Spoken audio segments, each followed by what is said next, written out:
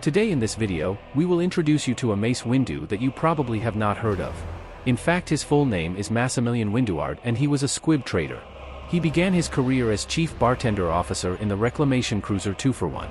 In this capacity, he traveled the galaxy, indulged his snitspore habit, and learned a great deal of useless trivia.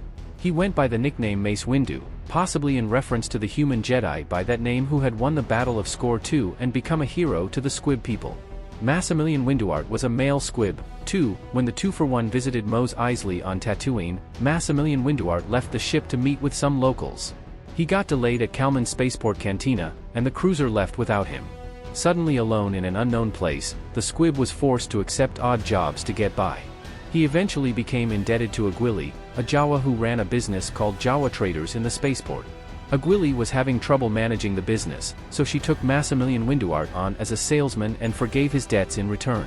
He mainly worked at her droid store in Mos Eisley. While at work one day, the squib trader acquired an accounting droid known as CZ-3.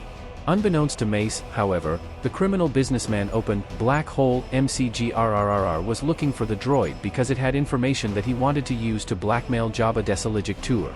Aguili made the best of the situation and sold the droid before MCGRRR could find it at her store.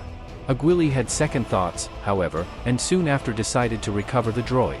CZ-3 was by this time on a Jawa sandcrawler run by Hetankik's tribe. Aguili and Maximilian Winduard tracked the droid there, but CZ-3 was no longer present.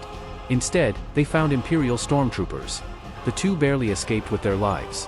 The name Mace Windu dates to the earliest incarnation of Star Wars, a 13-page treatment written by George Lucas in 1973. 20 years later, the West End game sourcebook Galaxy Guide 7, Mos Eisley applied the name to the character detailed here. Then in November 1996, Pablo Hidalgo's short story, Spare Parts, gave this character's full name as Maximilian Winduard.